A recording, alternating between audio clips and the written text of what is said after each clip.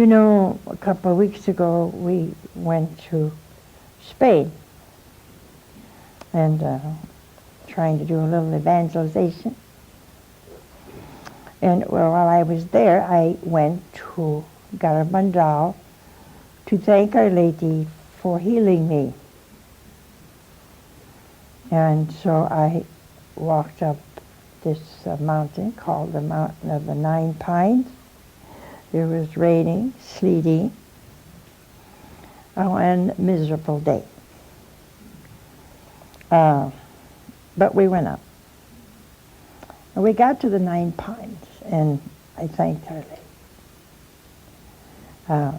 It's something I never expected, didn't even pray for, but there it was. And I thought of the Annunciation. I've always loved the Annunciation. Something people had prayed for ages and ages. It became the most, a place we would never think the Lord God, to a young girl, very young. We would have never thought of that. We never look for God where He is, do we? We're always looking somewhere else.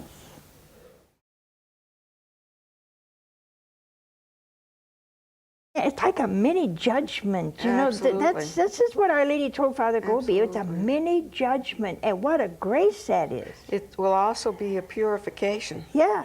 Purification to prepare us for the miracle, which will not be worldwide. The warning will be worldwide. The miracle will take place. Yeah, it's going to be worldwide because I'm going to have television cameras of it.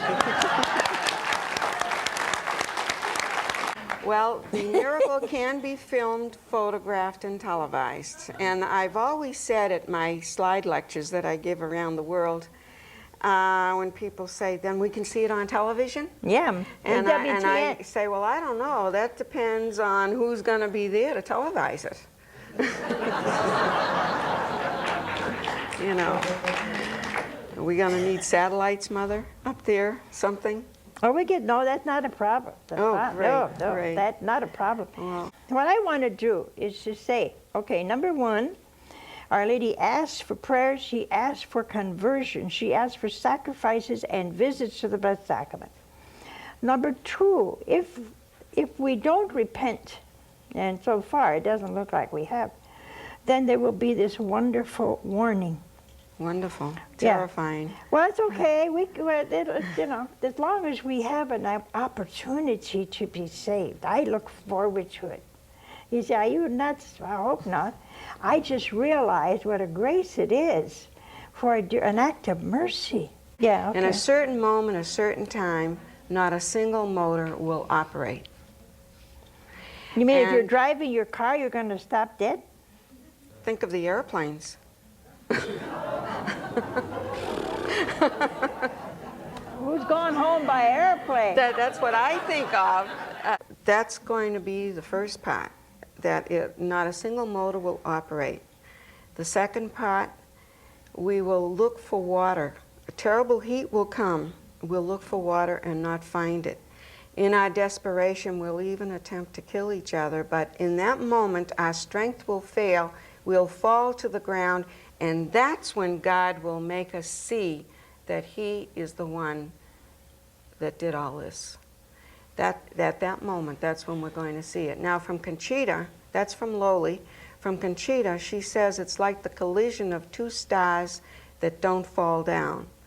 And she was asked by someone in 1965, see, she first learned of it on January 1st, 1965. And in 65, she was asked, well, could it possibly be a comet? And she said, well, I don't know what a comet is, but if it's from God, yes. If it's from man, no. The warning will come directly from God. No one will be able to explain it, and every human being on the face of this earth will know at that moment that it is God that caused this. Even the atheist will know. They may try to wash it away after it's all over with, or try to explain it away. But in that moment, even the atheist will be aware that it's from God. What a wonderful opportunity for conversion for the worst sinner. And Yeah. Conchita also says something else that's interesting, that it'll be like a fire that will not burn our flesh. That's also very interesting, I find. Yeah. So But did we say anything about what the miracle might be like? Do they know? Have they seen it? the only Conchita and one other person, the fifth That's visionary that of priest, isn't Garabandal, it? Yeah, right? the priest saw it. 38-year-old Jesuit priest. His name is Father Luis Andreu.